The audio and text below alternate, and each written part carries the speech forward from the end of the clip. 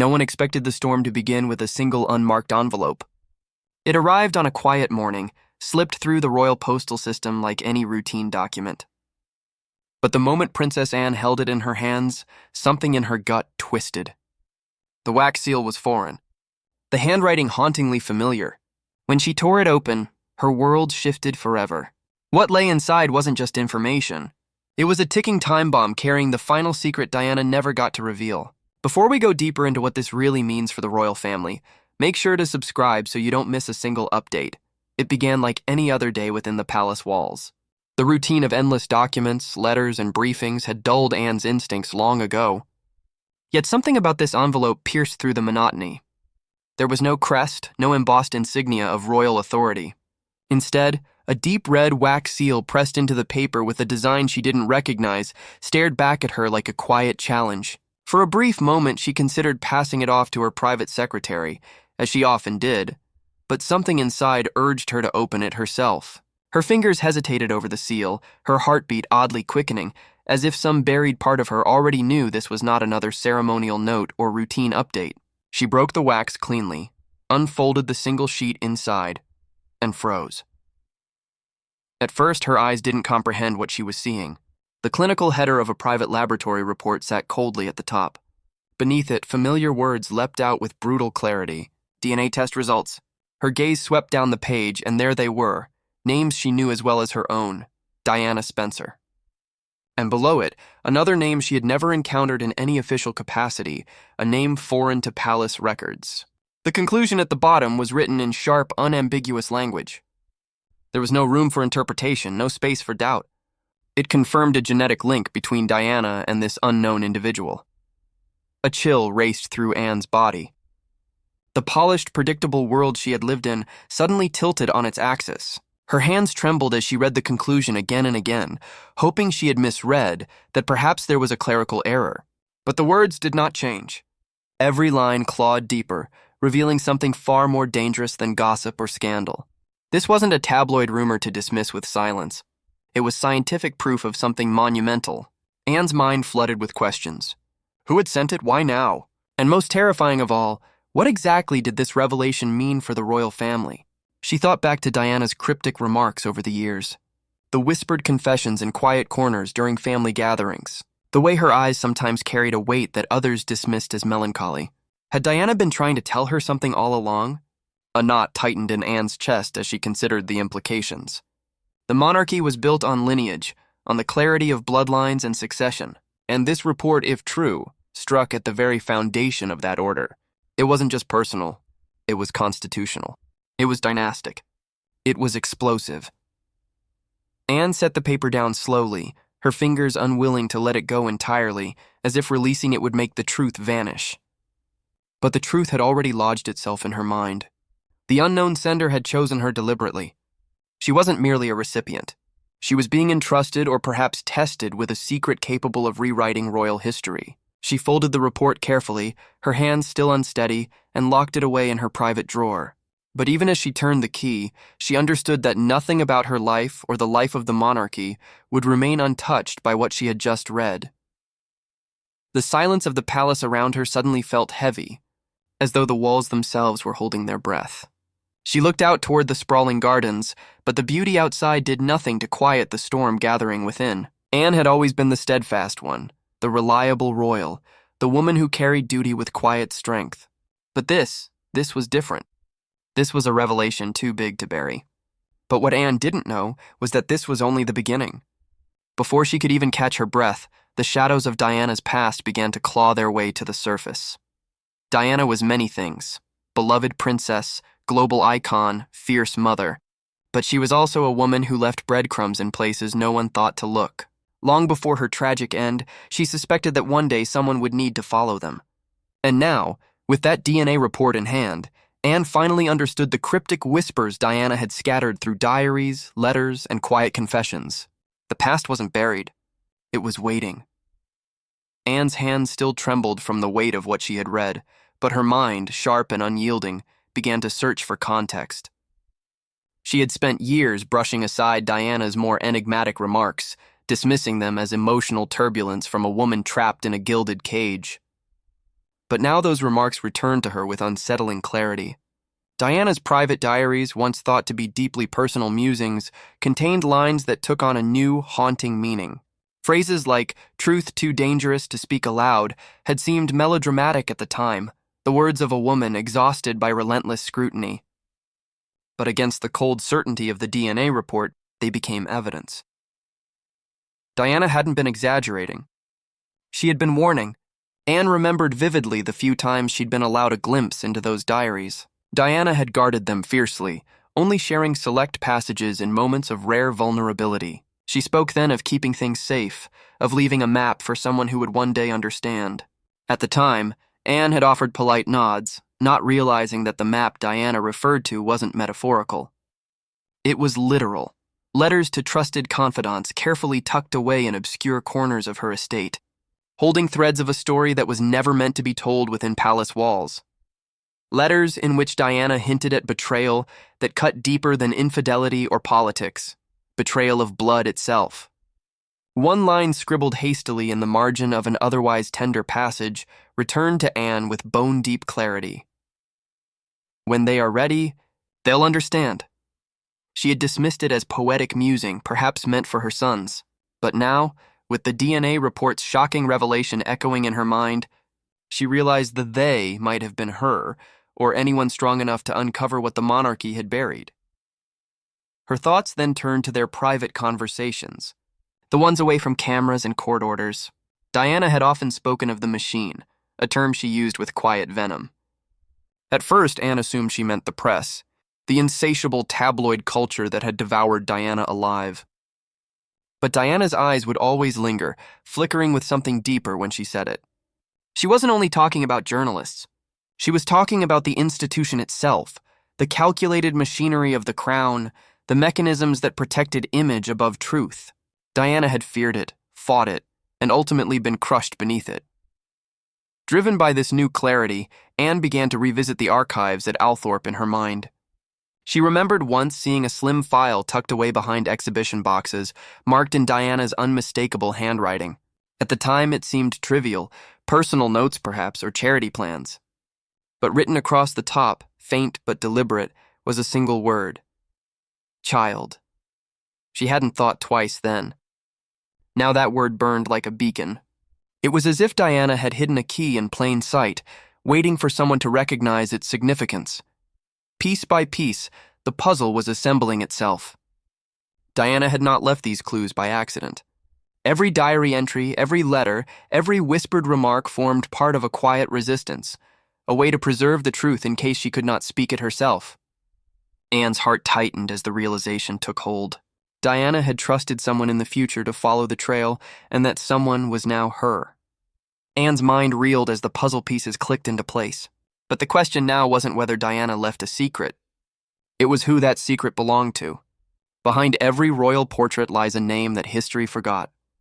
This was the one Diana never spoke publicly, but always hinted at in shadows. A name that, if ever revealed, could fracture the monarchy's foundation. As Anne examined the DNA report, that name stared back at her in black and white, linked to Diana's blood, but erased from royal records. And the deeper she dug, the clearer it became. This wasn't a myth.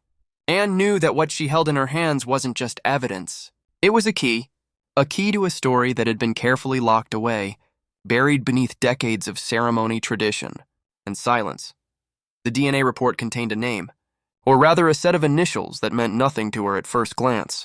But they were there, etched into the cold, clinical lines of the document, matching Diana Spencer with someone who had no place in the official royal narrative. Her pulse quickened as she traced the letters over and over, as if repetition would somehow make sense of the impossible. There was no denying the scientific conclusion. This was real. Without hesitation, Anne summoned one of her most trusted aides, a discreet figure who had served the family long enough to understand the gravity of secrets. She handed over the initials with quiet urgency, instructing them to scour the archives, not just the public records, but the restricted collections few outside the most senior ranks had ever seen. Hours turned into days as reports filtered back. The findings were disturbing. Many relevant documents had either been removed entirely or altered in ways that were unmistakably deliberate. Dates didn't align. Names were crossed out.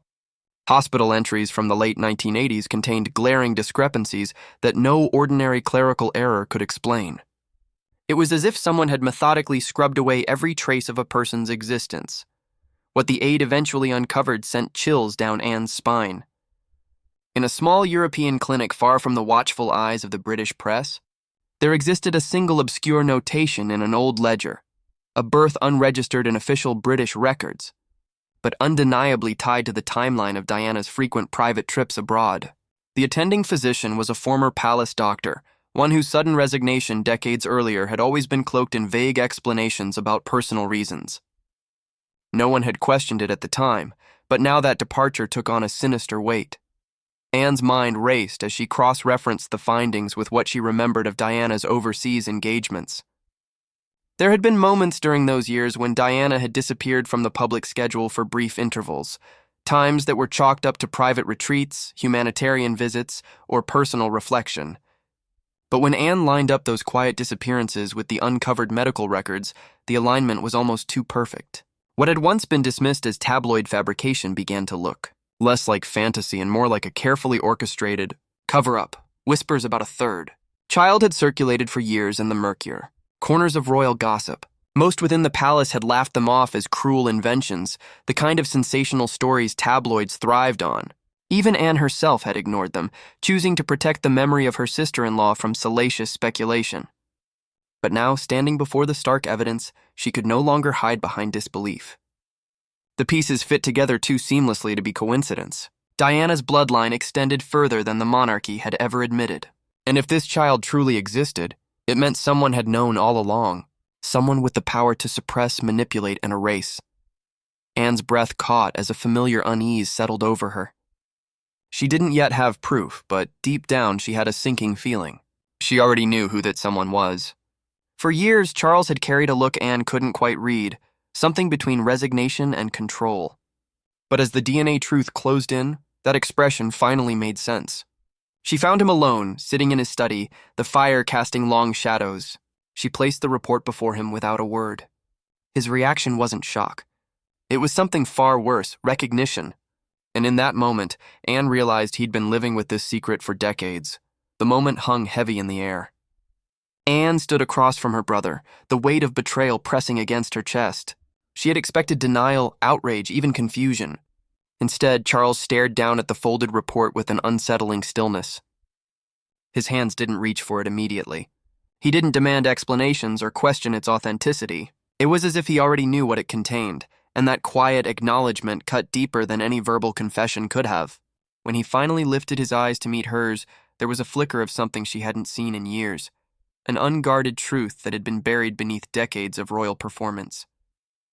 She spoke first, her voice low but firm, demanding to know what he had hidden and why.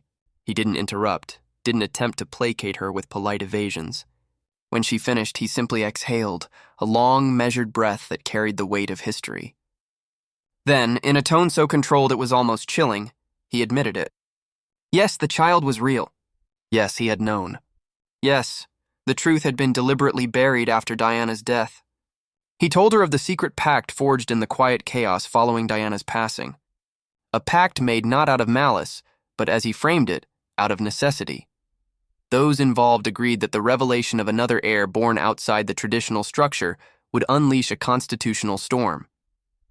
The monarchy might not survive, so they acted swiftly. Records were sealed, individuals were relocated, information was scrubbed from every possible trail. A life was erased not through cruelty, but through cold calculation. He spoke of it almost as if recounting statecraft, not the concealment of flesh and blood. And she felt her stomach twist as he justified it under the guise of protecting the crown. To him, it was not deception. It was preservation. The monarchy, in his mind, could not withstand another seismic scandal after the chaos of the 1990s. But to Anne, this was not strategy. It was betrayal of Diana, of the child, and of her. She had always stood by him through public crises and private storms, believing that the family at least held a core of honesty between them. Now that illusion crumbled. Her anger rose like a tide she couldn't stop. She accused him of sacrificing Diana's truth for the institution, of letting her suffer alone while he stood by, knowing there was more to the story. She reminded him of Diana's desperate attempts to be heard, the way she'd warned that the machine would silence her if she ever pushed too far. And here he was, proof that the machine had operated exactly as she'd feared, with his consent. Charles didn't respond to her fury with defense. He sat in silence, eyes lowered as though he'd rehearsed this moment in his head for years and had long accepted his role in it. He finally murmured that sometimes duty required choices no one could understand, that the survival of the monarchy had demanded sacrifices no one outside the family could ever fully grasp. It was the same cold reasoning that had been handed down through centuries of kings and queens. But coming from her brother's mouth, it felt like a blade. Anne stared at him, a man she had known all her life, now revealed as the keeper of a truth that shook the foundations of everything she believed their family stood for. The firelight flickered across his face, but nothing could soften the harsh reality of what he had confessed. He had known. He had chosen silence, and he had let Diana's final secret vanish into the shadows until now. But if Charles had known, who else in the palace shared this dangerous knowledge? And how far were they willing to go to keep it buried? Camilla had survived every royal storm, not by fighting it, but by mastering silence. She was the quiet architect behind many palace maneuvers, her power rooted not in titles, but in secrets. And this secret she had kept closer than anyone. When Anne cornered her, she didn't flinch. She simply smiled, the smile of a woman who had known all along and turned truth into leverage. Anne entered the conversation with a burning determination, still reeling from Charles's confession. If anyone else in the palace had known about Diana's hidden child, Camilla was the obvious suspect. She had spent decades weaving herself into the heart of the monarchy, playing the long game with unnerving precision. Anne confronted her without hesitation, laying out the DNA evidence, the hidden records, and the trail that had led her this far. But Camilla didn't react with denial or panic. She listened quietly, her expression almost amused, like a seasoned strategist watching a novice finally stumble upon the board she'd been controlling for years. When Camilla finally spoke, her voice was calm, almost disarmingly so. She admitted that yes, she had known about Diana's secret for years, not from Charles directly, but through whispers, confidants, and her own quiet investigations. She explained in chillingly matter-of-fact tones how information in the palace was never truly hidden, only redirected. She had gathered fragments of the truth and assembled them into a weapon she never needed to use openly. While others floundered through scandals, she had built her influence not through public defiance, but through quiet ownership of the secrets that could bring others down. This one, she confessed, was the most powerful of them all. Camilla then leaned into the heart of her power play. She told Anne that this knowledge wasn't simply something she stored. It was something she had used to secure her position. The unspoken threat that she could expose the monarchy's most explosive truth at any moment made her untouchable. No one dared challenge her fully, because they all knew that behind her measured silence lay a truth that could shatter the crown's carefully maintained facade. While Charles carried the burden as a duty, Camilla wielded it as leverage. Anne's outrage flared. She accused Camilla of manipulating the situation for her own gain, of turning Diana's deepest secret into political currency. But Camilla didn't waver. Instead, she issued a quiet threat of her own. She reminded Anne that the monarchy's power rested on perception, and that perception could be destroyed not only by revelations about Diana's child, but also by the exposure of other personal truths. Truths about Anne herself, about her relationships, about moments from the past that had never been meant for public consumption. She spoke each word with deliberate precision, not shouting, but slicing through Anne's fury with icy calm. Then she shifted the conversation, framing the entire situation as a chess game. "You've always seen this family as a duty," she said with quiet certainty. "But I see the board. I see every move before it's made. And you, Anne, are a pawn who's only now realizing the game was rigged long before you took your first step." Her words weren't loud, but they struck with devastating force. And then, with a small, almost casual pause, Camilla delivered her most unsettling line. She implied that the child Diana had hidden was not some distant, unreachable figure. He was alive, present, and as she put it with a knowing glint, closer than you think. The words froze Anne in place. In that moment, she understood that what she was dealing with was far bigger than a family secret. It was a power structure built on silence, manipulation, and quiet dominance. Camilla hadn't just survived the royal machine. She had learned to control it from within, using the one truth everyone else was too terrified to face. Anne left the room shaken. But Camilla's final words, "He's closer than you think," echoed in her mind like a prophecy. He had lived his entire life away from the gilded walls, watching from a distance as his mother's image was painted by others. Now whispers of his existence were surfacing inside the very palace that had denied him. As Anne followed the trail left in Diana's letters, a face emerged, hauntingly familiar, bearing Diana's eyes and the quiet fire of someone who had waited too long. The investigation that had begun with a single envelope had now led Anne into the most dangerous territory of all, the present. After her confrontation with Camilla, her instincts sharpened. She realized this wasn't just a buried historical footnote. It was a living truth, moving, breathing, existing beyond the palace gates. Determined to uncover the full story, Anne quietly enlisted the help of private archivists in Europe. Away from the control of the royal institution, these independent networks held fragments of information that official records had tried to erase. Weeks of discreet inquiries led to a revelation that shook her to the core, a name hidden beneath, layers of false documentation belonging to a man who had spent decades living under a fabricated identity. The name was ordinary, deliberately chosen to deflect attention, but the birth date, location, and connections aligned with the missing puzzle, pieces from Diana's mysterious absences in the late 1980s.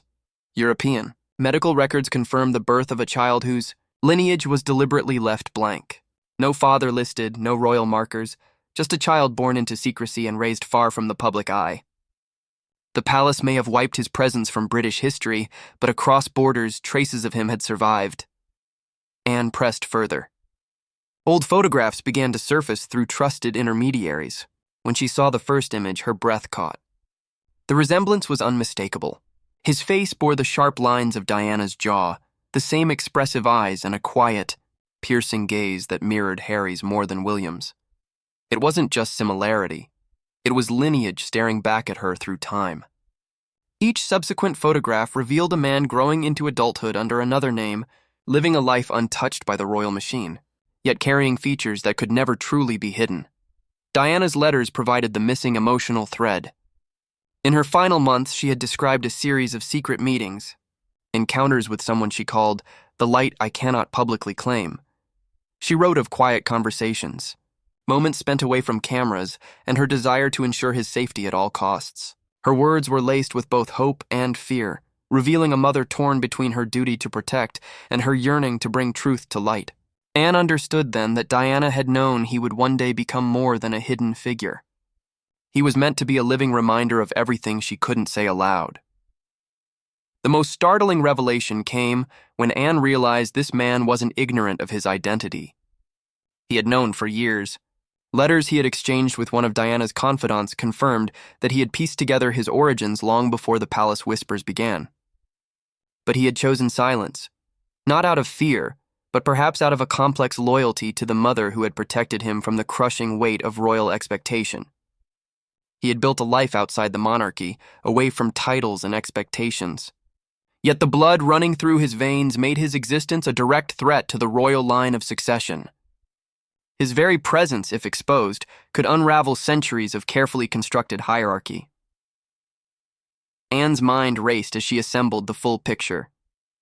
He wasn't just a forgotten son. He was a living storm, a challenge to everything the institution had built its power upon. Every letter, every photograph, every uncovered document pushed her closer to a truth too monumental to ignore. This was no longer a quiet investigation. It was a reckoning that had crossed from history into the present. And then came the moment no one thought possible. He stepped out of the shadows, not as a rumor, but as a living heir with Diana's blood and her unfulfilled rebellion in his veins. She had spent her life as the family's steady hand, the silent backbone of tradition. But nothing could prepare Princess Anne for the weight of looking into this man's eyes, eyes that mirrored her beloved sister-in-law's. In that instant, decades of royal lies, hidden grief, and personal loyalty collided.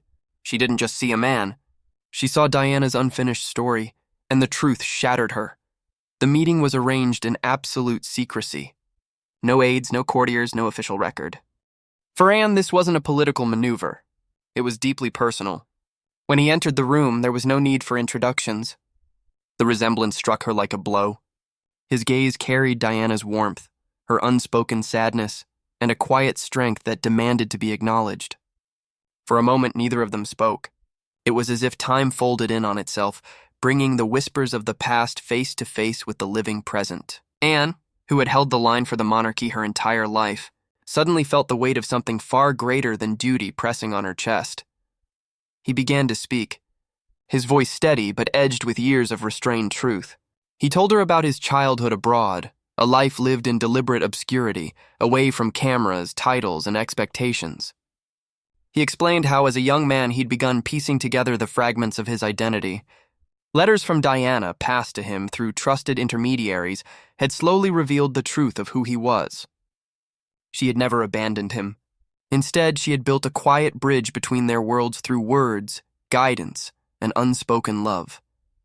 His life had been one of watching from afar, seeing his mother's image elevated, dissected, and repackaged by a family that had chosen to erase him. He lived in the shadows of headlines about brothers who didn't know he existed, about a legacy he was tied to by blood but denied by history. Anne listened in silence as he recounted the moments that defined his exile. The first time he saw a photograph of his half-brothers in a newspaper and recognized features that mirrored his own. The coded phrases in Diana's letters that only made sense years later. And the day he received confirmation not through whispers, but through documented proof of his lineage. His voice cracked only once when he spoke of the night Diana died.